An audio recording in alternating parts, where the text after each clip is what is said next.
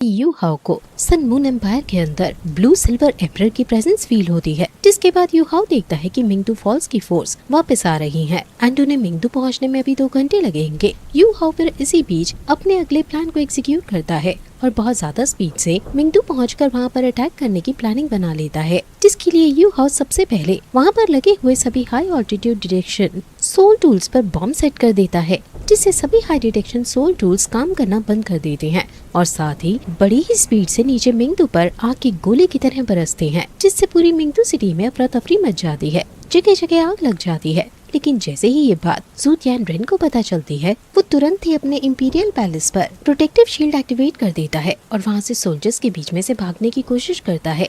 तभी यू हाओ रैंक 9 की कैनन से जू तियानरेन को ढूंढकर उस पर अटैक कर देता है। प्रोटेक्टिव शील्ड लगे होने के कारण कैनन को जू तियानरेन तक पहुंचने में बहुत दिक्कतें आती हैं, लेकिन यू हाओ अपने फुल पास का इस्तेमाल कर अपने अटैक में सक्सेसफुल हो जाता है, जिसके बाद यू हाओ अपनी फोर्स से रिट्रीट करने के लिए कहता है। लेकिन यू हाओ की फोर्स बहुत ज्यादा बड़ी होने के कारण उन्हें वापस जाने में बहुत टाइम लग रहा होता है। तभी यू हाओ की नजर पड़ती है ये यूलन और उनके साथ आए 2 और सोल इंजीनियर्स पर। ये तीनों यहाँ यू हाओ की फोर्स पर ही अटैक करने के लिए आए हैं, इसलिए यू हाओ तुरंत काइतू से कहकर अपने फोर्स और एंडेड प्लेन के गेट के ऊपर प्रोटेक्टिव शील्ड लगा देता है, जिससे ये यूलन और उसके साथियों को यू हाओ और उसकी फोर्स की आइडेंटिटी के बारे में कुछ भी पता ना चले।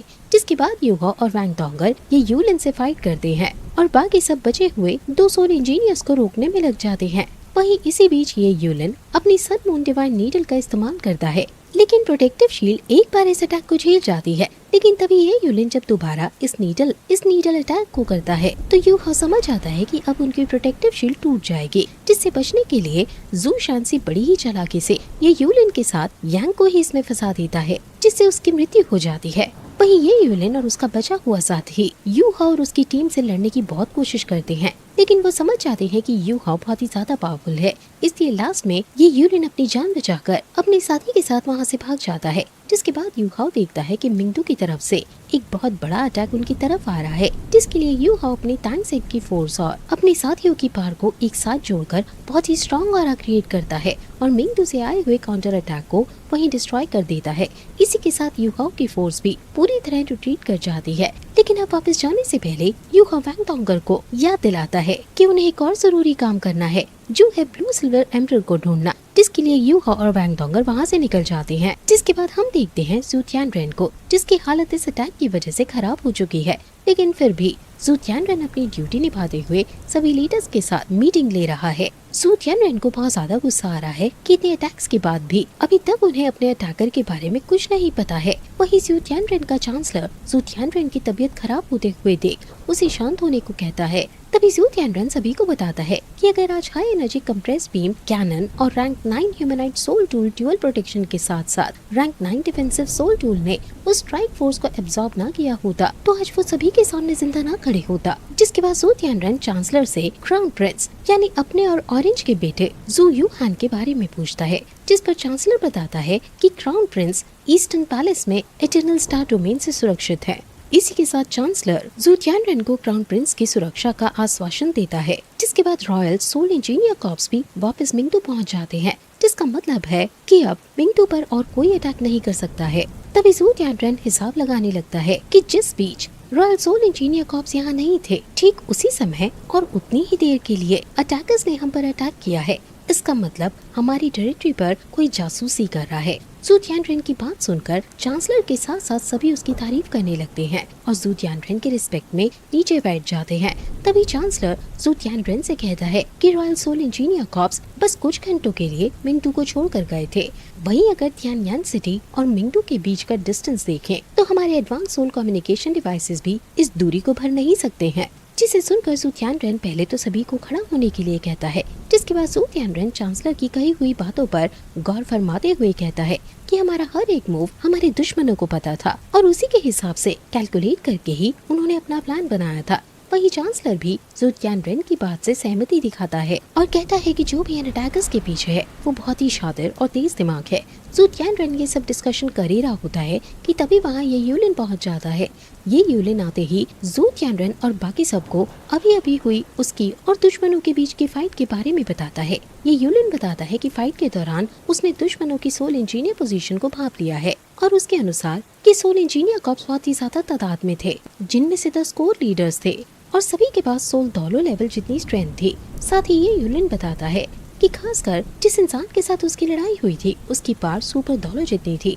असल में ये यूलिन यहाँ युहाओं की बात कर रहा है, लेकिन इस वक्त इधर मौजूद कोई भी ये नहीं जानता कि उन पर अटैक करने वाला और कोई नहीं बल्कि युहाओ ही था। वहीं ये यूलिन की बातें सुनने के बाद चांसलर कहता है कि इतनी ज्यादा स्ट्रेंथ बिना कोई निशान छोड़े आ जा नहीं सकती है। साथ ही ये अंदेशा लगाता है कि कहीं उनके पास कोई इनविजिबल सोल टूल तो नहीं है, जिस पर ये यूलिन कहता है कि जरूर डॉलर कॉन्टिनेंट के तीनों किंगडम ने मिलकर ऐसे सोल टूल को डेवलप किया होगा हम पर अटैक करने के लिए। ज़ू तियानरेन ये सब बड़ी ही गहराई के साथ सुन रहा होता है। तभी वहाँ एक बहुत ही स्ट्रॉन्ग पावरफुल ऑरा क्रिएट होता है और एंट्री होती है डेथ गॉड डॉलो ये जी शुई की, जिन्हें देखकर ज़ू तियानरेन भी हैरान रह जाता है। वहीं ये जी शुई आते ही ज़ू तियानरेन और सबको बताती है कि जरूरी नहीं है जिसके पास ये सब पार हो वो डॉलो कॉन्टिनेंट के 3 किंगडम में से हो। ये जी शुई सभी को ये याद दिलाती है कि इन तीनों किंगडम्स के अलावा भी एक जगह है जहाँ ऐसी स्ट्रेंथ हमें देखने को मिलती है। ज़ू तियानरेन ये जी शुई के दिए हुए इशारों को बहुत ही अच्छे से समझ जाता है कि ये जी शुई यहाँ श्रेक एकेडमी की बात कर रही है। तभी ये जी शुई आगे कहती है कि श्रेक एकेडमी में एक इंसान है जिसके पास इंटेलिजेंस और इनविजिबल होने की एबिलिटी तुम्हारे अटैक से बिल्कुल मेल खाती है, जिस इंसान के पास है असुरास आए। ये सब सुनकर ज़ू तियानरेन को 1 मिनट भी नहीं लगता है और वो तुरंत समझ जाता है कि ये इंसान और कोई नहीं बल्कि युहाओ है। वहीं ये यूलिन भी युहाओ का सुनते ही कहने लगता है कि हाँ वो इंसान युहाओ ही था, क्योंकि उसके पास अल्टीमेट आइस मार्शल सोल थी। युहाओ ही वो इंसान है जिसने मिंगदू पर इतने बड़े धमाके किए हैं। इसी के साथ सभी को पता चल जाता है कि उन पर अटैक करने वाला युहाओ ही था। तभी ये जी शुई कहती है कि एक टाइटल डॉलो जिसके पास अल्टीमेट मार्शल सोल हो वो हमारे नेशन के लिए बहुत बड़ा खतरा है, जिसे हमें जल्द से जल्द हटाने की जरूरत है। साथ ही ये जी शुई ज़ू तियानरेन को ये सजेस्ट करती है कि उन्हें एम्प्रेस गॉड ऑफ वॉर यानी ऑरेंज को ये ऑर्डर देना चाहिए कि वो तुरंत श्रेक सिटी पर बहुत बड़ा हमला कर दे। श्रेक सिटी को एक ही बार में खत्म कर देना इस वक्त सबसे सही स्ट्रैटेजी है, लेकिन चांसलर को ये जी शुई का ये सजेशन सही नहीं लगता है और इसका विरोध करते हुए चांसलर ज़ू तियानरेन से कहता है कि उसे ऐसा लगता है कि अभी सही समय नहीं आया है श्रेक एकेडमी से डायरेक्ट लड़ाई करने का। तभी ये जी शुई कहती है कि श्रेक एकेडमी आज नहीं तो कल जरूर युद्ध में उतरेगी, तो हम क्यों उन्हें और स्ट्रॉन्ग होने का मौका दे। जिस पर ये यूलिन ये जी शुई को जवाब देते हुए कहता है कि श्रेक के पीछे 3 बड़े एम्पायर्स हैं।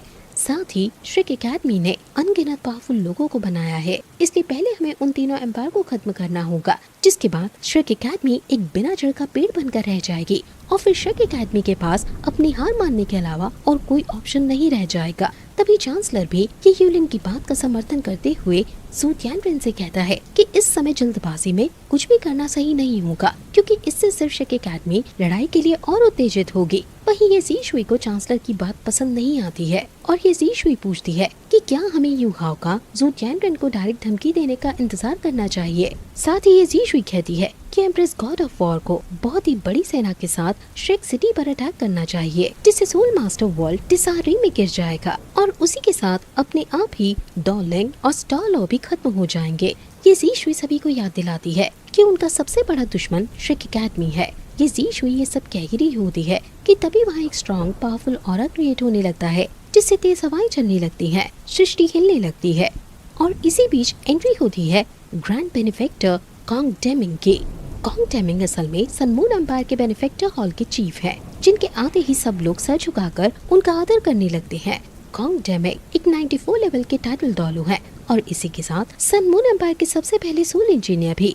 कॉन्ग डेमिंग आते ही सभी से कहते हैं कि ये जी शुई और चांसलर दोनों की बात अपनी अपनी जगह सही है। साथ ही ज़ू तियानरेन को सजेस्ट करते हैं कि सबसे अच्छा होगा कि अगर वो मिंगदू की करंट सिचुएशन के बारे में empress God of war orange को सब कुछ बता दे, क्योंकि इस वक्त ऑरेंज फ्रंट लाइन पर मौजूद है और उन्हें युद्ध की भी बहुत अच्छे से जानकारी है। इसलिए अगर एम्प्रेस को खुद भी श्रेक एकेडमी पर अटैक करना सही लगे, तब ज़ू तियानरेन इस फैसले को बिना किसी संदेह के ले सकते हैं। वही ज़ू तियानरेन भी ऑरेंज की तारीफ करता है कि वो वाकई एक एक्सपर्ट है और उनकी राय लेने के लिए मान जाता है। जिसके बाद कॉन्ग डेमिंग ज़ू तियानरेन का ध्यान एक और बात की तरफ लाता है कॉन्ग डेमिंग बताता है कि हमारे दुश्मन के पास स्पेशल एबिलिटी है।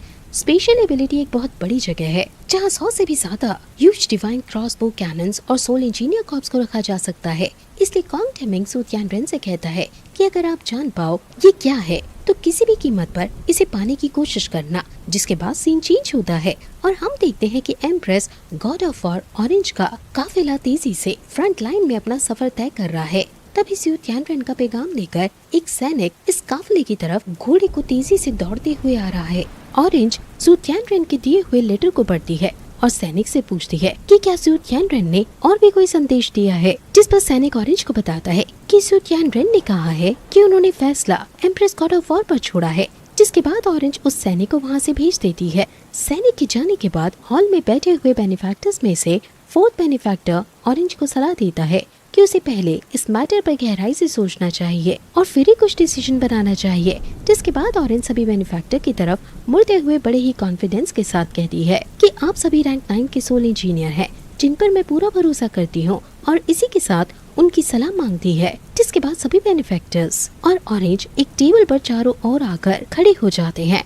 टेबल के ऊपर दोलो कॉन्टिनेंट का पूरा मैप बना हुआ है। वहीं एक बेनिफैक्टर ऑरेंज को सजेस्ट करता है कि ये मैटर बिल्कुल भी बाहर नहीं जाना चाहिए। जिस पर ऑरेंज भी अपनी सहमति दिखाती है और इस मैटर को बस इस हॉल तक रखने के ऑर्डर्स देती है। जिसके बाद वहीं खड़ा एक और बेनिफैक्टर ऑरेंज से कहता है कि हम इस वक्त रिट्रीट नहीं कर सकते हैं। हमने पूरे हेवनली सोल एम्पायर को ऑक्यूपाई कर लिया है। हमारी आर्मी पिछले 10 दिनों से यहाँ आराम कर रही है। इस वक्त उनका मॉरल भी बहुत ज्यादा हाई है। ये समय स्ट्राइक करने के लिए बिल्कुल अच्छा है। जिस पर ऑरेंज कहती है कि अगर हम अभी हालातों की वजह से अपनी स्ट्रैटेजी में चेंज लाएंगे तो इसकी वजह से जो सामान हमने पाया है उसके साथ साथ कॉन्टिनेंट को एक करने का ये मौका भी हम खो सकते हैं। जिसे सुनकर थर्ड बेनिफैक्टर कहता है कि जब तक रॉयल सोल इंजीनियर कॉर्प्स मिंगदू में है, मिंगदू पूरी तरह से सेफ है। जो सोल इंजीनियर्स हमारी टेरिटरी में आए थे वो कम थे नंबर में और जो नुकसान उन्होंने हमें पहुंचाया है वो भी बहुत कम है। लेकिन जब हमारी पूरी आर्मी एक साथ मूव करेगी तो उससे जो इम्पैक्ट क्रिएट होगा वो बहुत ही ज्यादा होगा। जिस पर ऑरेंज कहती है कि इस क्षेत्र में मौजूद सेनापति के लिए ये जरूरी नहीं कि वो हमेशा अपने राजा के आदेश का पालन करे। कभी कभी कुछ डिसीजंस ऐसे होते हैं जो मौके के हिसाब से लिए जाते हैं। जिस पर फिफ्थ बेनिफैक्टर ऑरेंज से जल्दी अपना डिसीजन देने और बाकी की बातों से विचलित न होने के लिए कहता है। जिसके बाद ऑरेंज मैम को बहुत ही गहराई से देखती है और कहती है कि हमारे युद्ध का प्लान पहले से ही बना हुआ है और उसको बदलना बहुत ही ज्यादा नुकसानदायक साबित हो सकता है। और फिर इसी के साथ ऑरेंज सन मून एम्पायर का फ्लैग हाथ में उठाती है और सीधा स्टारलो के ऊपर रख देती है और इसी को अपना नेक्स्ट टारगेट बताते हुए सभी से कहती है कि एवरी 50,000 ट्रूप्स एक सोल टूल एम्प्लेसमेंट के जुड़े हुए हैं जो कि 6 स्ट्रॉन्ग पॉइंट्स में बटे हुए हैं। साथ ही इनकी पोजीशन भी खास है। इसी के साथ ऑरेंज बेनिफैक्टर से 2 और फुल सोल इंजीनियर कॉर्प्स को रिजर्व करने के लिए कहती है क्योंकि वो जानती है कि व्हाइट टाइगर ड्यूक की स्ट्रॉन्ग आर्मी कोई भी गलत मूव करने की गलती नहीं करेगी। जिसे सुनकर एक बेनिफैक्टर आगे आता है और बड़े ही जोश के साथ कहता है कि अब समय आ गया है कि हम अपनी अगली स्ट्राइक करें स्टारलो पर और उसे एक ही बार में खत्म कर दे। जिसे सुनकर ऑरेंज अपने बेनिफैक्टर का उनके साथ और समर्थन के लिए शुक्रिया करती है और सभी को इस मैटर को यहीं तक रखने का ऑर्डर देती है। जिसके बाद ऑरेंज सू तियानरेन के बारे में सोचने लगती है कि किस तरह का इंसान है सू तियानरेन जो फ्रंट लाइन पर खड़ी हुई ऑरेंज को भी कंट्रोल नहीं कर पा रहा है। इसी के साथ ऑरेंज को खुद पर विश्वास है कि उसने जो भी तैयारी की है वो सब सही है। अब यहाँ ऑरेंज कौन सी तैयारियों की बात कर रही है ये अभी हमें नहीं बताया जाता है। तभी ऑरेंज थोड़ा और सोचकर ऑर्डर देती है कि सभी डिविजनल रैंक के और उसे ऊपर के कमांडर्स कमांड टेंट में इकट्ठे हो जाएं। जिसके बाद सीन चेंज हो जाता है और हम देखते हैं यू हाओ और वैंग डोंगर को जो कि ब्लू सिल्वर एम्परर की खोज में वैली में घूम रहे हैं। ये वही वैली है जहाँ ब्लू सिल्वर एम्परर रहती है। दोनों ही इस वैली की सुंदरता को निखारते हुए आगे चल रहे हैं। लेकिन तभी थोड़ा आगे चल के यू हाओ को खतरा महसूस होता है। दोनों रुक जाते हैं। तभी अजीब सा सांप जैसे दिखने वाला क्रीचर यू हाओ और वैंग डोंगर पर अटैक कर देता है। जिसे देखकर यू हाओ बिल्कुल नहीं घबराता है बल्कि समझ जाता है कि वो दोनों बिल्कुल सही जगह पर आए हैं। यू हाओ और वैंग डोंगर अपने प्रेजेंस ऑफ माइंड का बिल्कुल सही इस्तेमाल कर उन वाइल्ड क्रीचर्स के अटैक को डॉज करने लगते हैं। तभी ये वाइल्ड क्रीचर यू हाओ पर शार्प अटैक करने लगते हैं। लेकिन यू हाओ अपने डार्क जेड उन अटैक्स को छोटे छोटे पीसेस में कट कर देता है।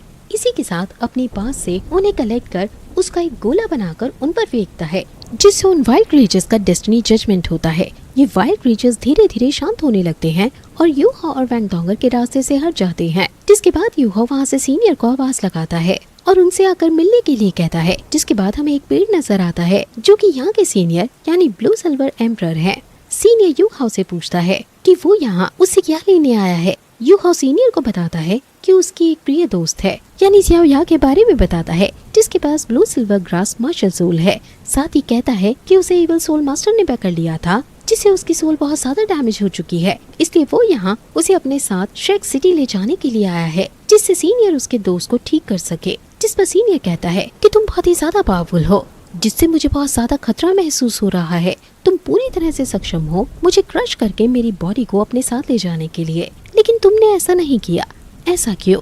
सीनियर का ये सवाल सुनकर यू हाओ उन्हें अपने बनाए हुए सोल स्पिरिट सिस्टम के बारे में बताते हुए बाजी को दिखाता है। यू हाओ कहता है कि मेरा ये सिस्टम उन सोल पीस की जो मरने की कगार पर है उनकी मदद करता है और मेरा कंपेनियन बना देता है। इसी के साथ यू हाओ बताता है कि उसने ये प्रण लिया है कि वो सेल्फ डिफेंस के अलावा कभी भी किसी सोल पीस की जान नहीं लेगा। यू हाओ सीनियर से कहता है कि वो यहाँ एक एक्सचेंज रखना चाहता है। वहीं senior blue silver emperor you हाओ का शुक्रिया करता है कि उसने सोल पीस के बारे में इतना सोचा। आगे ब्लू सिल्वर एम्परर कहता है कि ब्लू सिल्वर ग्रास क्लैन का सम्राट होने के कारण ये उसकी ड्यूटी है कि वो अपने क्लैन की रक्षा करे बिना किसी कॉम्प्रोमाइज के। इसलिए ब्लू सिल्वर एम्प्रेस अपने ओरिजिन को छोड़कर यू हाओ की फ्रेंड की जान बचाने के लिए उसके साथ नहीं जा सकता है, जिसे सुनकर यू हाओ को अच्छा नहीं लगता है। यू हाओ तुरंत अपनी स्पिरिचुअल डिटेक्शन टेक्निक से ब्लू सिल्वर का लाइफ स्पैन देख लेता है। जिसके बाद यू हाओ ब्लू सिल्वर एम्प्रेस से कहता है कि अपनी 190,000 साल की कल्टीवेशन के साथ भी तुम्हारी लाइफ स्पैन जल्दी खत्म होने वाली है, क्योंकि तुम्हारा शरीर अब बहुत कमजोर हो चुका है।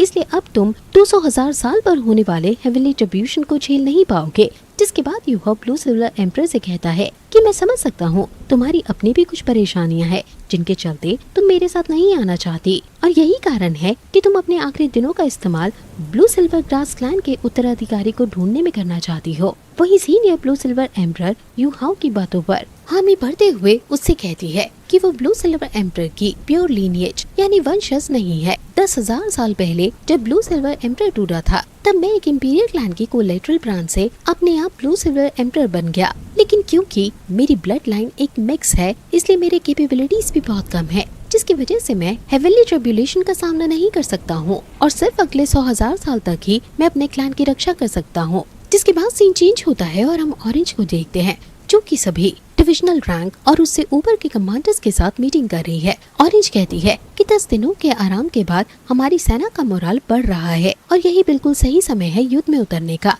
जिसके बाद ऑरेंज बड़े ही जोश से अपनी तलवार अपने हाथों में लेकर सभी से कहती है कि 1st, 3rd और 5th कॉर्प शेक सिटी की तरफ कमांड करेंगे और वहाँ पिंसर बनाएंगे और कैंप सेट करेंगे। जिया शेनसुआन जो कि evil lord soul engineer corp का नया कमांडर है, वो और उसके साथ terror claw soul engineer corps के कमांडर लियाओ मिंग काय मिलकर साथ में सो ली को एडवांस करेंगे और एक नया कैंप सेट करेंगे और जल्द से जल्द सोल टूल की पोजीशन को कंस्ट्रक्ट करेंगे। जिसके बाद ऑरेंज सभी से तैयार होने के लिए कहती है कि सभी अपनी कमर कस ले श्रेक सिटी पर हमला करने के लिए। जिसके बाद ऑरेंज की सेना पूरी जोश के साथ भर जाती है। तभी हम देखते हैं कि महल की छत पर खड़ा एक आदमी दूर से आ रहे इस सन मून एम्पायर के खतरे को देख पा रहा है। उसे नजर आता है कि सन मून एम्पायर का झंडा लेकर सेना की एक टुकड़ी उनकी तरफ आगे बढ़ रही है। इसी के साथ आज का ये एपिसोड यही खत्म हो जाता है। हम आपसे जल्द ही अगले एपिसोड में मिलेंगे। तब तक के लिए thank you and keep watching our videos.